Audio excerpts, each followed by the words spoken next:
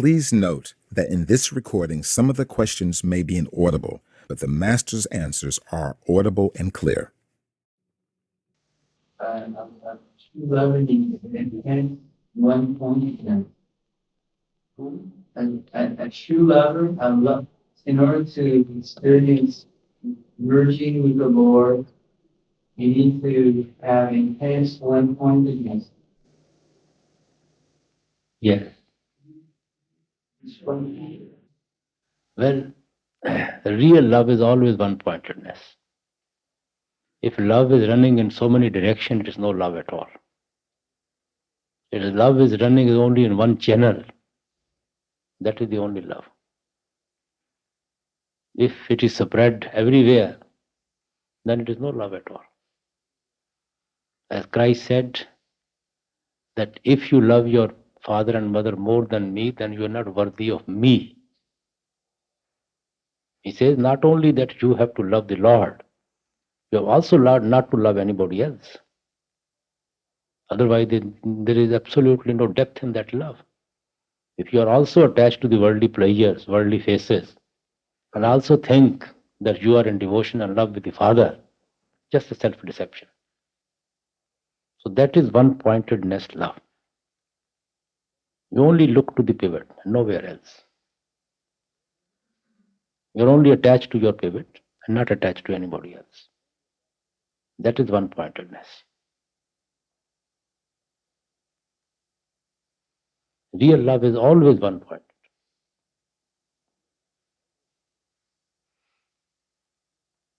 Yes. Maharaj, I'm always confused with certain feelings that might be desires. Feeling of?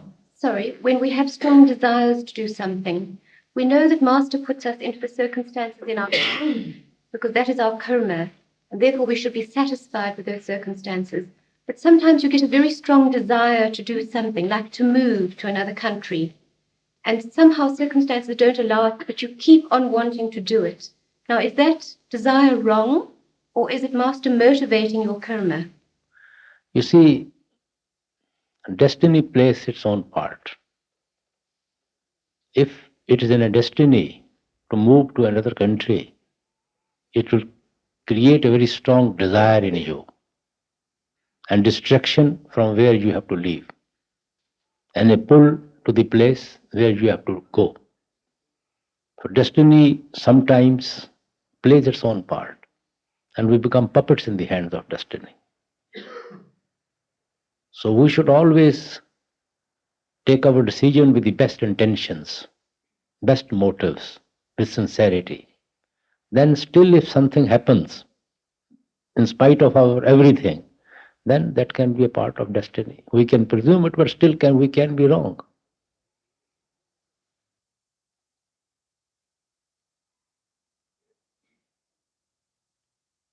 Yes.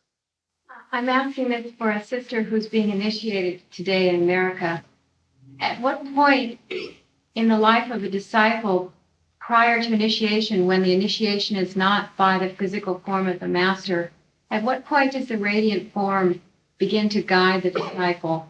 Is it at the time of initiation, or at the time of the desire for initiation, or even in early childhood? At what time does the master guide? Actually, people, those who have to be initiated, they are guided right from the birth. They are guided in such a way they are brought to the path.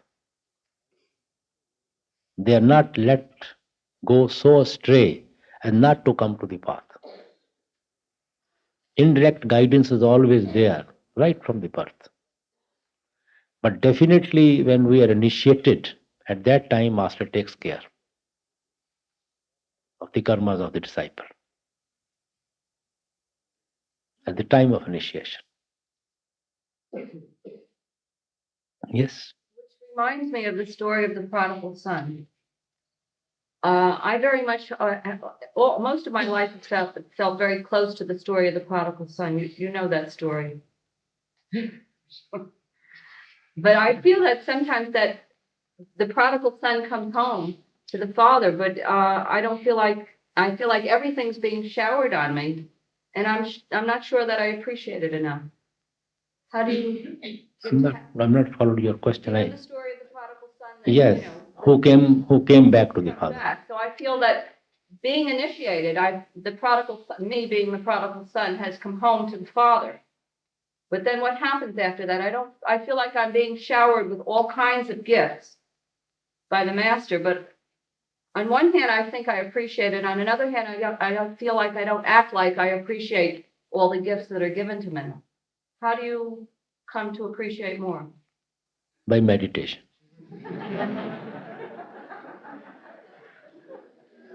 You see, the real appreciation of what we have is just by meditation, nothing else.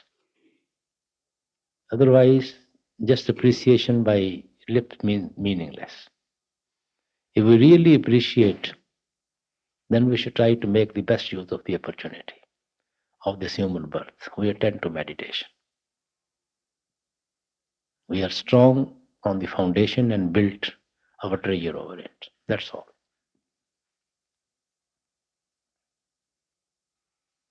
At times, we are all prodigal sons. Yes. Master Swami, he speaks about the Arti in Sarbashan. So, about Arti. Arti. Yeah. Can you explain that? The spiritual Arti? Arti, you see, when the soul out of Jai dances around the beloved. It is just a expression of a blissful attitude of the soul when it goes to the beloved. We call it Arti because there is an old custom in India. When we are happy to receive anybody, we do Arti of that person just to give him a reception. So similarly, when the soul goes to the object of his love, so soul also does the Arti, so to say, just a way of expression. Arti is done by the little lamps. So, and there also is nothing but light and light at that place, you see. So just expression of love and bliss at the form of the beloved. See the beloved. Yes. If we're not able to do dhyan in meditation, should we just try not to do it and keep our attention in the darkness?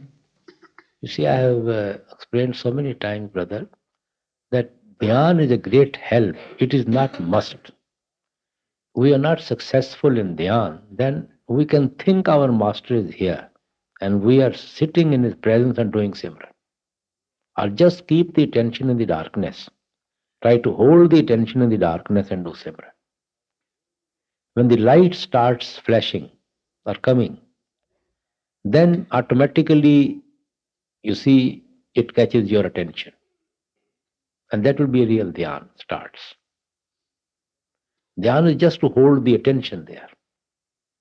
Because faculty to visualize also has to be occupied. And faculty to think is also have to be occupied.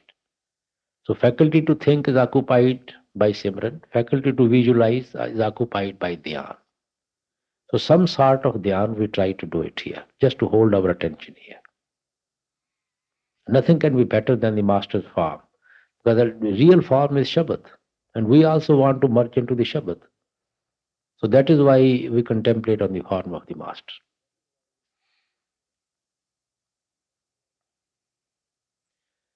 That is also when Christ said, "You have come unto me, and I have come unto you." That is just merging into the radiant form. You see, when we cross Brahm through Mahasun, we merge into the Master, then only we cross through that darkness. Madan of darkness, you see, ground of darkness. Being a part of the Master, we cross through. And that stage is referred by Christ, "You have come unto me and I have come unto you." Then we both become one. It is not physical body of a disciple coming into the Master, or physical body of the Master coming into the disciple. It is the spiritual body merging in each other. merging into the Shabad another way. Yes. Master, if our attention is, when we're doing Dhyan, it's centered mostly on picturing the form, and our Simran seems to be in the background. If our attention is mostly on picturing the form, the face of the Master, and our attention, the Simran seems to be in the background, then our Simran should really be in the foreground of the Dhyan. Sister, both have to go together. We have to synchronize both. Synchronize Simran with Dhyan. They should not be independent of each other. They should be synchronized. Actually, it is automatically synchronized. When we are doing Simran given by the Master, so naturally we think about the Master at the time of doing Simran, because it is given to us by the Master. So when we think about the Master, we naturally try to visualize his form. So we synchronize it in this way.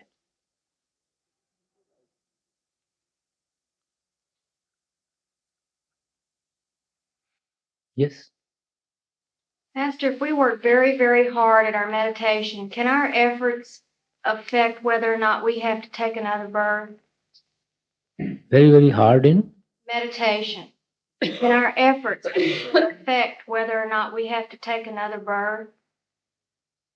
I'm not following your point. Can we work hard in meditation and achieve progress that will allow us not to have to take another birth after we die? You see, if we are attending to meditation, and with the help of meditation, we are not attached to anybody in this creation, nothing can bring us back. No matter, even if you have very little progress to your credit, rather none even, so to say. If you are not attached to anybody in this creation, nothing can pull you back to the level of creation. If on the other hand, you may have some spiritual experiences to your credit, but you are very strongly attached to somebody, that attachment may pull you back to the level of creation. You have to get rid of that attachment then, before you can go. So we go where our treasure is, our heart is. But meditation helps us to detach from everybody. All these attachments just fade out with the help of meditation. Well, when we pass out of this body, if we don't have to come back to this level, will the Master be with us wherever we are, or will we be at some point alone again? It depends upon at what level you are, at what spiritual level of consciousness you are. Yes? I'm thinking, when you desire to do something, every time you meditate, there's this one desire to do something still in your mind. And so how do you get rid of it? By doing it, or just meditation, finally melt it down year after year? Sister, I told you meditation is the only thing which detaches us from everything in the world. Okay, then if you do your meditation, you shouldn't be attached to anything. Nothing should really. With the help of meditation, you automatically get detached from everything. All those attachments automatically fade out.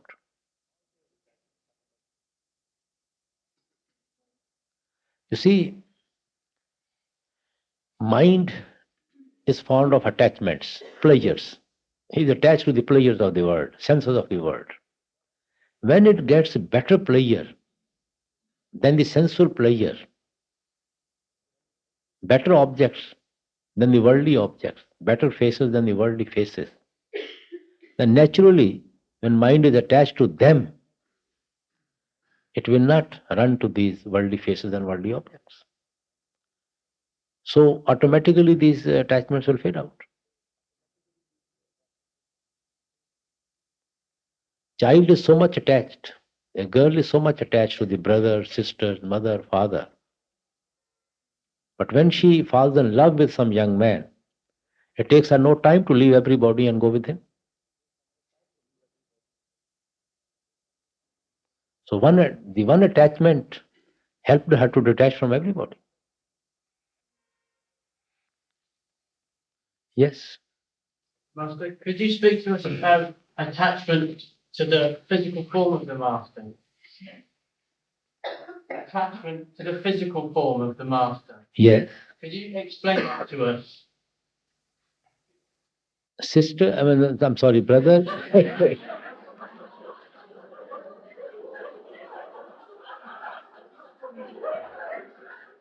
I'm so used to attending to sisters' questions that very rarely a man speaks. You see, as I said, we go where our attachments are. So if we are attached to the physical form of the Master, we go to the physical form of the Master. And where does the Master go? His real form is Shabad. And he merges into the divine ocean. So naturally, our attachment to the physical form of the Master will automatically take us towards the Master.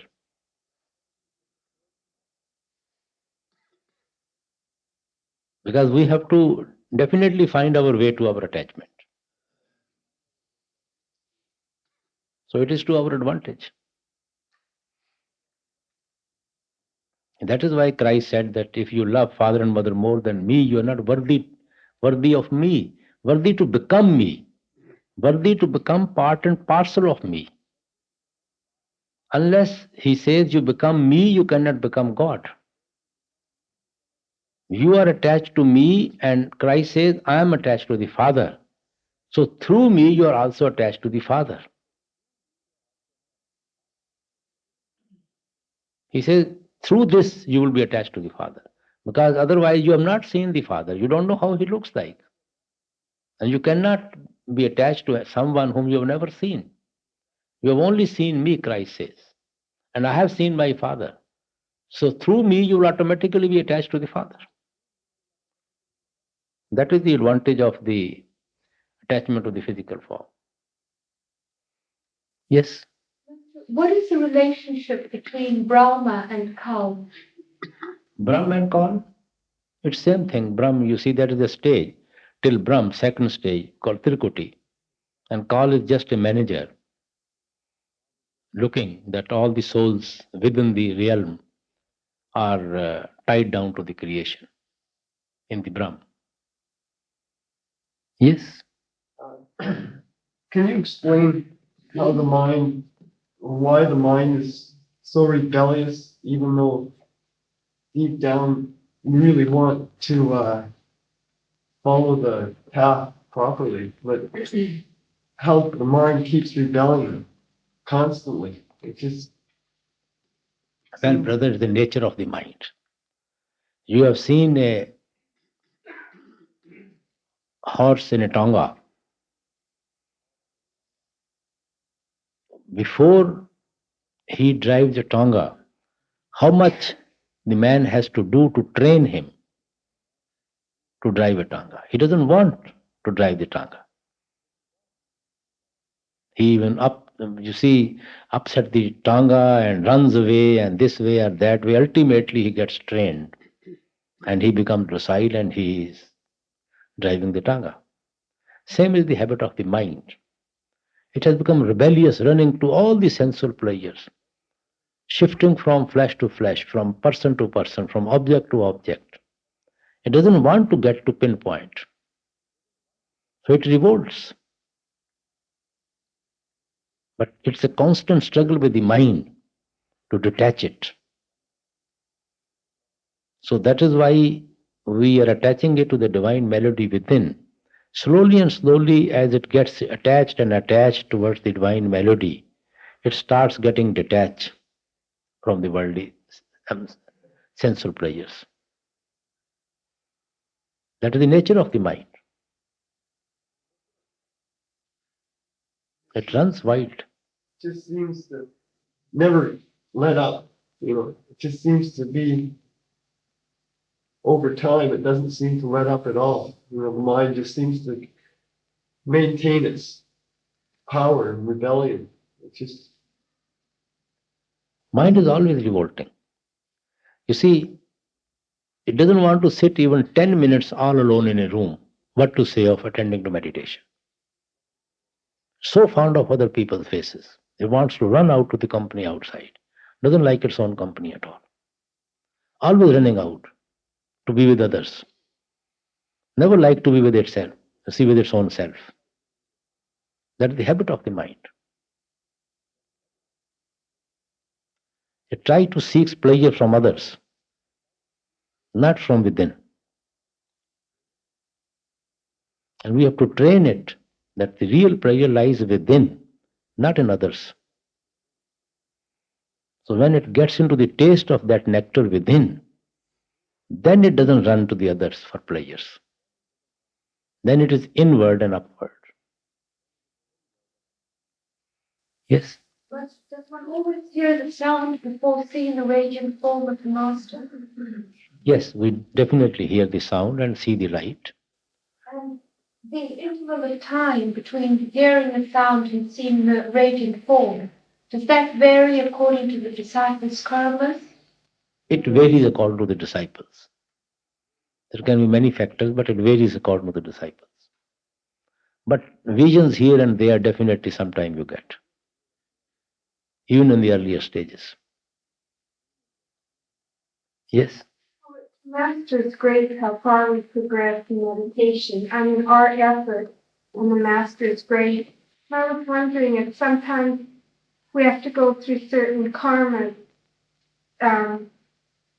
in this world before we'll progress to a certain place or progress to a certain extent. Because if we progress to a certain extent, we wouldn't go through those karmas. I'm not following you. Well, I was just wondering if there's certain karmas in this world. If you have to pay for certain karmas before inner programs. Then, if we have to pay certain karmas in this life, then what is the question? I wondered if, okay.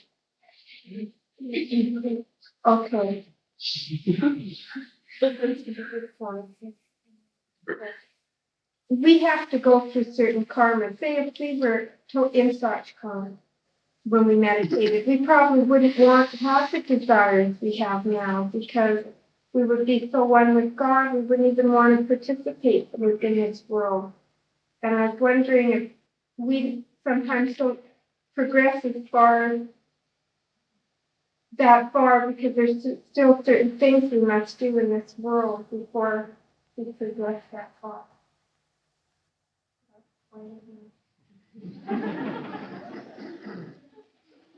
I'm becoming a little hard of hearing. What she says is, do you have to go through certain bad karmas or good karmas before you can make inner progress inside? You see, every day we are going through the karmas, good or bad. No question of before we make any progress. Every day we are passing through good and bad karmas.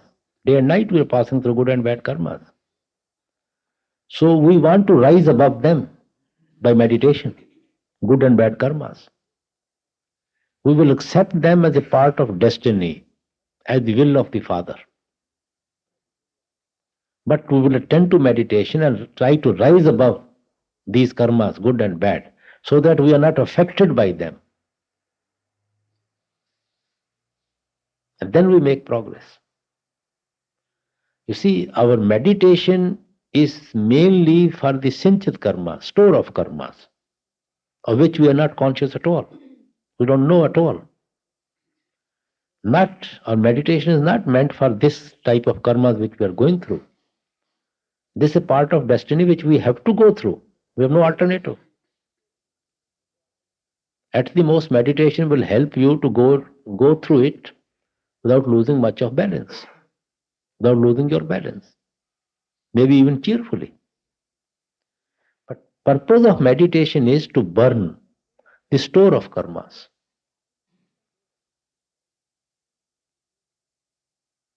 Yes? So if we have a very heavy store of sunship karma, does that hinder our progress? Definitely. Definitely. The more lighter our store of karmas are, the better chances of our progress within.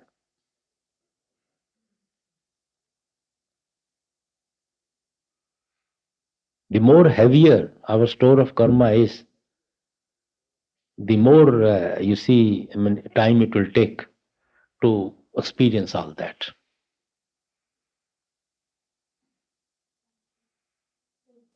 Yes.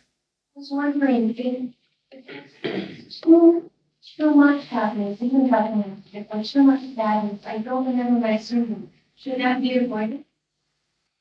How can you avoid happiness? But if you don't remember your sermon, then it's not. Is it in your hand to be happy? We do Simran in order to be happy, not in order to be miserable. You see, we are attending to our meditation in order to enjoy that bliss and peace and happiness within. And if you enjoy that peace, bliss, and happiness within, you will radiate outside everywhere. How can you make a swollen face then? So you don't have to worry about remembering the things? We shouldn't worry about, whether we have to look happy or we have to look miserable. They are the natural function. They automatically come. Happiness and misery, whatever it is, it automatically come and go. We have to keep our mind in Simran. People, those who attend Simran, they are also very happy. It doesn't mean that they don't have to be happy. You see, by meditation, you build happiness within. And unless you are happy from within, you cannot radiate happiness anywhere. Happy people can only radiate happiness around them. You go to a miserable person, he doesn't take any time to make you miserable. You go to a happy person, he will at once relax you in 2 minutes. Because he shares with you what he has. And you are influenced by that. So similarly, we have to build that. Christ said, blessed are those who are at peace, or peacemakers, something like that, you see. Those who have been able to obtain that peace within, and then they radiate that peace outside. And peace cannot come without happiness.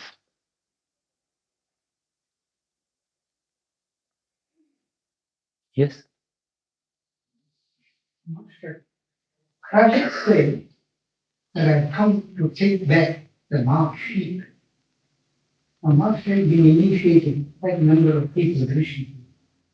What is the relationship of the new initiate to the marked sheep? Relationship of the new initiates to the marked sheep?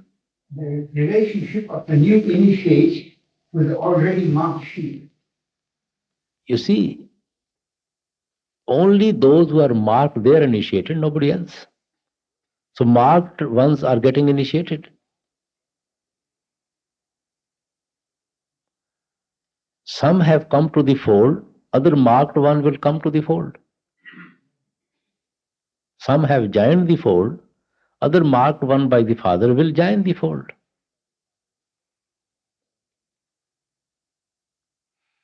Yes. You spoke in one of our earlier meetings this session about attachment and detachment, and you mentioned that the way that we detach ourselves from probably mostly our family, where our closest attachments are, is by loving everyone equally. And my question is it through the meditation that we reach the point where we truly love everyone equally? You see, when do you love everyone equally? When you see something in everyone which is same, then everyone is equal to you.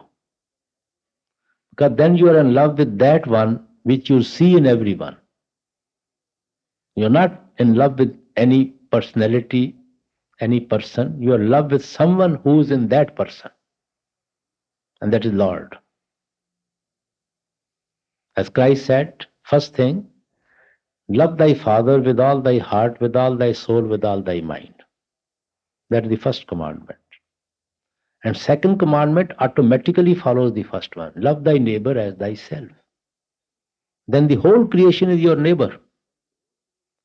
Then you see the Creator in the whole creation. Then automatically you will be in love with the whole creation. Because that Creator is in every part of the creation.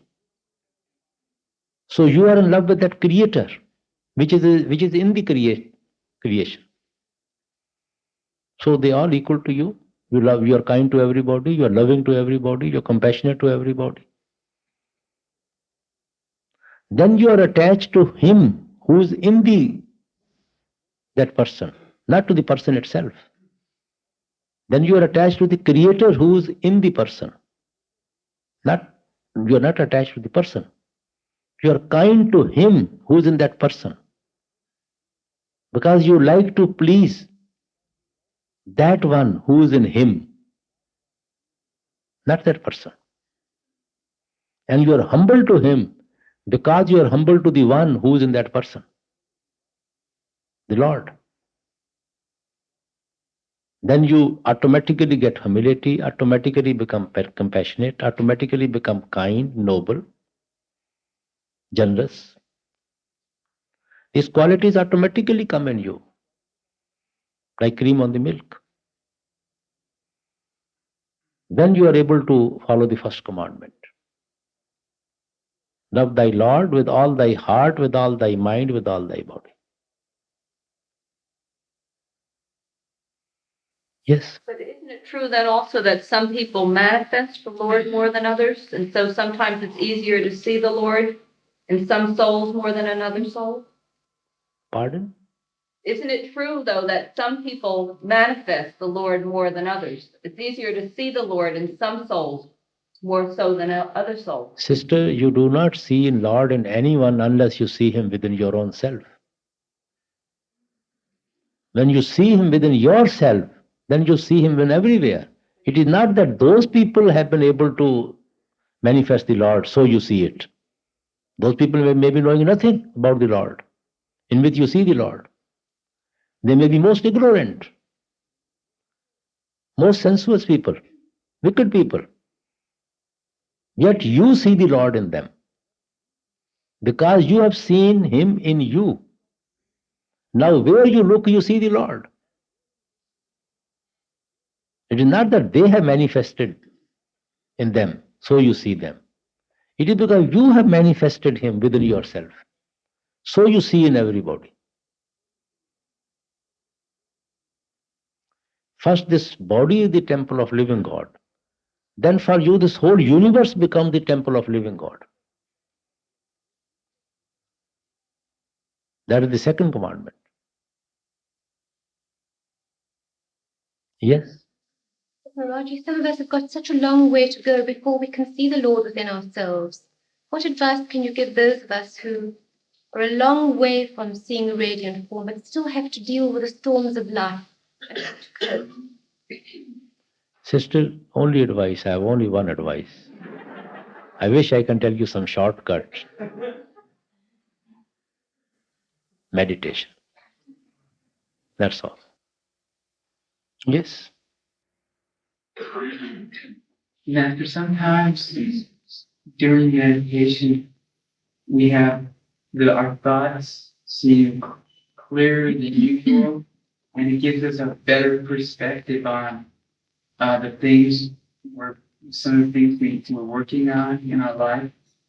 Is it better to say time for after the meditation for those thoughts, or is it okay just to let them run through and get a good reflection of what you want to reflect on during meditation? I've not thought. Can you precise your question to pinpoint? Okay. Sometimes during meditation, our thoughts seem more clear about our problems, About what? Just, just things that. See, we have to withdraw our thoughts from all events of life, all thinking, and put the whole mind in Simran. No question of getting clear thoughts in the time of Simran. All thoughts are to be eliminated. You can't decide, you see, because by doing you get a better thought, so you have to act accordingly. That's not the point. We have to eliminate all good and bad thoughts from the mind. And the whole mind should be absorbed in Simran. But sometimes does it help, like, if we want a time where our mind is clear to some of our problems, with clearer vision, does it help to do that, save time for after meditation? Clear vision? Vision about what? I said thinking has to be eliminated absolutely at the time of Simran. No question of clear or, you see, faded thinking. Absolutely all type of thinking has to be eliminated. Mind should be 100% in Simran. And it should not think anything else at all.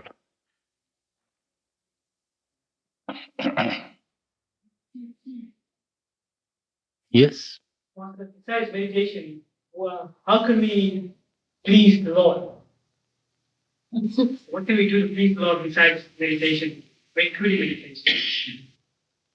You mean besides meditation? Meditation itself is sufficient to please the Lord. Because meditation has to be built on a certain foundation. Without that foundation, meditation is no use. Building has to stand on a certain rock-like foundation.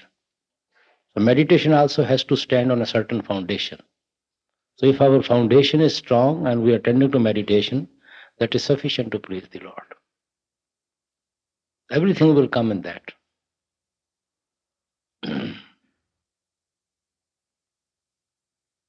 Would you like to read something particular? Yes, please. Seems like I'm very deeply depressed about my baseness, my humanity, my sin. And at other times I'm full of joy about knowing that I'm going to eventually merge back into the Lord. So how can I reconcile the difference between my base humanity and my future saintliness, between my depression and my joy, so that during my life my emotions are not so up and down? You see, if we all look around in the world, there's nothing but misery all around. Nothing but misery all around. Some people are comfortably living in misery, others are uncomfortably living in misery, but everybody is miserable in this creation. And we have to escape from this misery in order to go back to the Father. Whether we pity the miserable people, or whether we sympathize with them, or whether we try to help them, that's the human level things. But everybody is miserable here. We try to be helpful to everybody, to our limited capacity. And yet, we will not be able to eliminate the misery from our surroundings. It has to be there. It has been coming all through. And this will continue. So we have to escape from this misery. So sometime we come to their level who are more miserable as compared to us. Sometime we are at different levels, so we feel happy. Sometimes we feel miserable looking at them. But actually, the whole world is at misery. Yes. Once I've heard said Satsang, I've read that spirituality is not taught, it is caught. Could you explain it to me in detail? What spirituality really is? You see, it comes from within. We are caught by spirituality. I mean, if you think you become spiritual or God-minded by reading books, they may be a great help to you. But unless it is from within, the pull is from within, nobody is influenced by spirituality. Then all these books automatically we appreciate, we read, we like them, then we feel we know them, when the pull is from within. If the pull is not there, no matter how intellectual books may be before you, full with devotion and love for the Father, they don't make any impression on your mind at all. But when the pull is from within, everything becomes very clear to you. So we are caught by that pull. And we don't create that pull by reading books or by any other way. It has to come from within. And all these questions become superfluous to us. They just get dissolved. They become meaningless to us when his pull comes. All the question becomes meaningless to us. Otherwise, they become a great stumbling block for us to overcome. But when his pull comes, then we find these questions are just meaningless. We're not interested even about those questions. Can I ask you a bit? We keep talking about attachment and detachment. How does one truly know when one is attached to the master? And it's not your mind playing games with it. Mind is to be attached to the master. It is the mind which is attached to the master, not the soul. Soul is under the domain of the mind. It has to begin with the mind. You can't brush aside the mind and make your soul attached to the master. Soul is absolutely dominated by the mind. Emotions come in the mind. Attachment and love for the master comes in the mind. Because soul by itself is full with love and devotion for the Father. Soul is always being pulled to the Father, towards the Father, full with love and devotion for the Father. It is due to the mind that it is helpless. So devotion and love for the master has to start with the mind. Soul is already full with that devotion and love.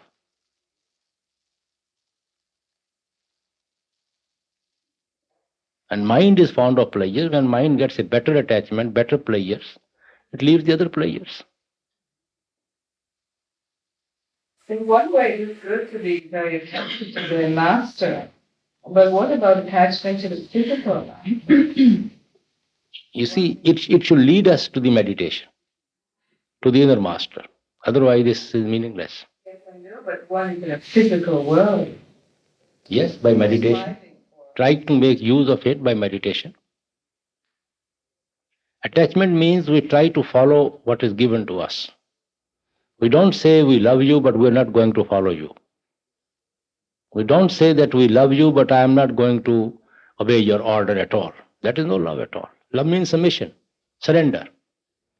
To do something to please another person, not to please your own self. That is no love.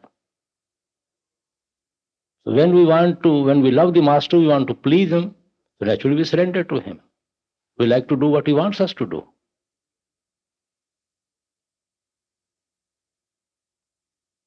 Then we have to obey the instructions, live in the will, live in the teachings. That is the love for the master. We can't say that I love the master, but I don't want to do meditation. I don't want to follow him. I don't want to follow his instructions. I don't want to live the way of Santmat life. That is no love at all. Love forces us to do what master wants us to do. That is love. Yes. Then does it help to, if you don't feel like you're doing your part, does it help to pray for strength from the master to help you? Meditation itself is a prayer to the master, nothing else. Meditation itself is a prayer. Meditation is a knocking at the door, as Christ said. Itself is a prayer. Does it help to put things in your own words sometimes? Words are meaningless. Expression is meaningless. Love is in the heart. Yes. If mind is what gets attached to the master, why is it that the mind fluctuates so much, and sometimes it wants to go against the teachings, and yet at the same time it does want the master? So it's not attached to the master yet. If it goes against the teaching or the instructions of the master, it's not attached to the master. It is a self-deception. We think that we are attached to the master. It is only intellectually attachment. Oh, it's not. It's more than that. It must be. You see, real love automatically forces us to live to his expectation. Yes. I know that you're thrown to the extent by the master that in the mind doesn't have anything to do with about practice. You think that the breaking of the mind and the initiation of the mind doesn't have anything to do with it. You see, it comes in the mind. As I said, soul is always yearning towards its own father. Soul is always pulled to the father. Left alone to the soul, it will not stay for a second in this creation. It will go back to the father. It is only the weight of the mind. So mind, affection and love has to come in the mind. It has to start with the mind.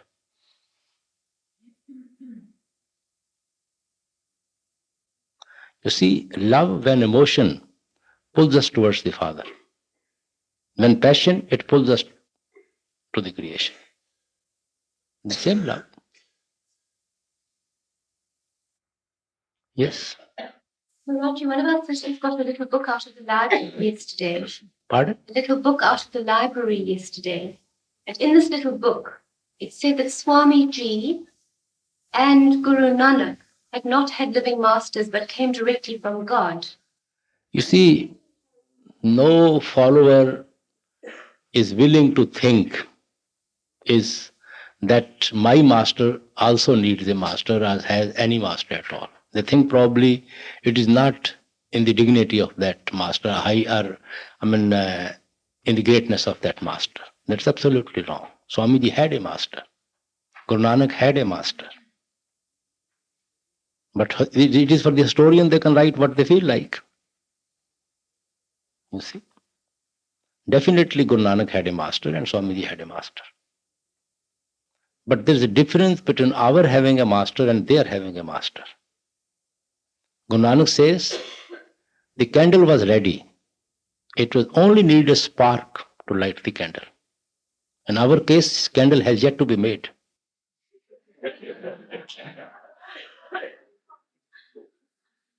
Before it can get a spark. He says, Dive se diva pragasya. The candle was already lit and the other candle was absolutely ready. The moment it went to the other candle, it became like that very candle. Same with Swamiji. But still, they need a master. They need that spark.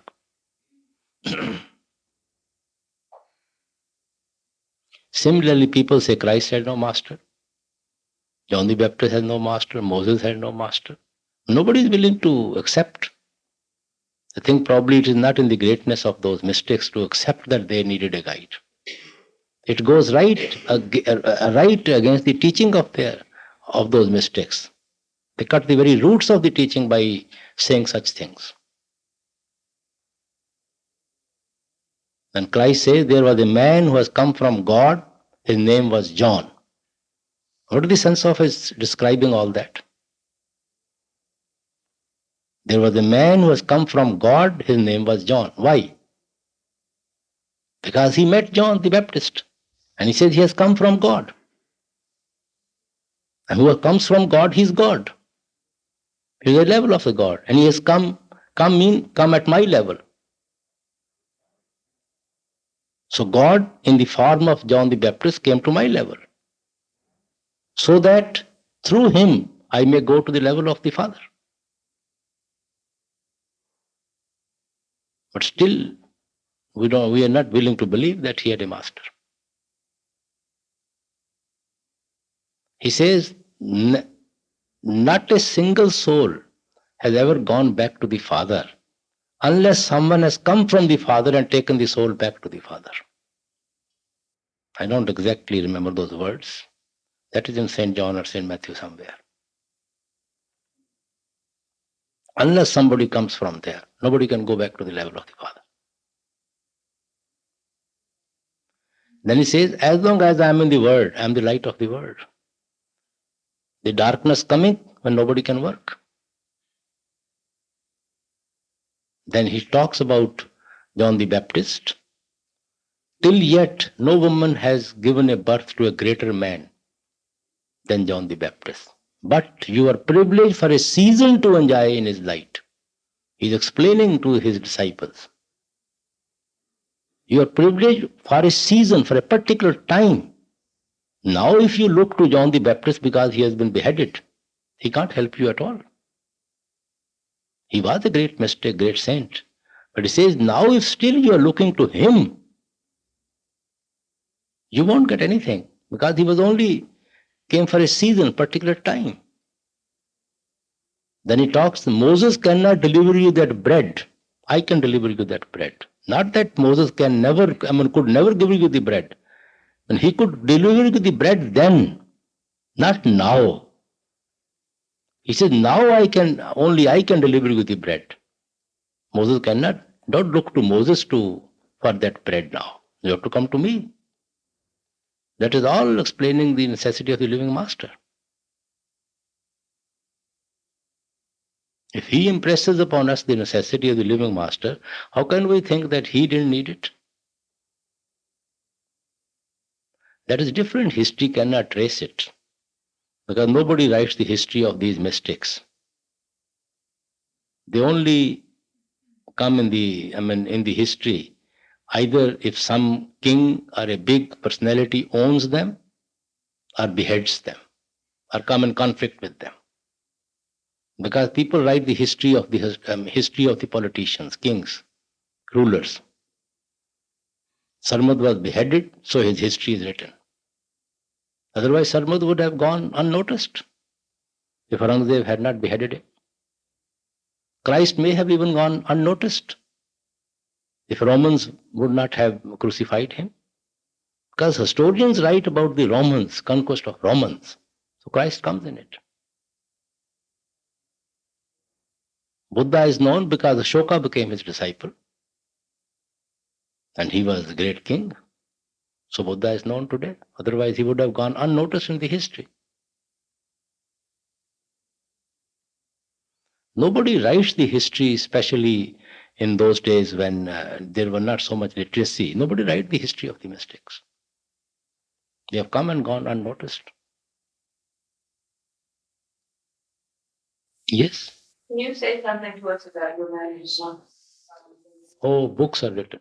I know, I understand a new book, Spiritual Heritage, is going to come out about, you're talking about the great master in evening meetings, and you haven't said very much. Yes, it's here and there, you see, they have got out of me something. Probably they are putting in the books, and there is nothing new which I have said, which anybody doesn't know. All the great master disciples know everything about him. Yes. They're full with him. This whole Dera shows him. He is the architect of this whole colony. Right from a bush, what can come? It is all his vision, his work, his foresight, his devotion to his master. All what we see today. Yes. I understand that Swamiji spent 17 years in meditation. Did he have a profession or anything? Yes. He has been teaching first. He was a tutor of some princely state for a very long time. Then he belonged to a money lending family In India, there was a profession, you see, giving money in loan to many people, taking interest back, you see. So when Swamiji started initiating, or he got the instructions from the master to initiate, he tore off all the people, you see, whatever anybody owed him, he just destroyed those papers. He says, I don't want anything from anybody. And he instructed the brother also not to sue anybody or ask any loan from anyone. That was a trader, you see, he was a trader community. So that's 17 years of intensive meditation. Is that any different, like in as far as the power that he has compared to another master that's just meditated, a couple of hours each day? It's very difficult to analyze any master's time of meditation given to it. Why they have to do it and how they have, that is entirely personal something. Yes. Among Western people, it's very common in the state to make financial investments and to live off the interest from those investments. And you just mentioned a moment ago that Swamiji said that it was not good to live off interest, and I've read. No, he never said it's not good to live on the interest. He says, I don't want to take anything from anybody. I just leave everything. Sometimes some people don't give, you have to file suit against them to realize your money. So he says, I don't want to dabble in these things. Whatever has given, just forget about it. So it's all right for, if we have an investment, to accept the interest? Yes, why not? That is your money, your earning. And you also give to the bank to invest, to make more money for them. So you deserve whatever they give you in return. Why not?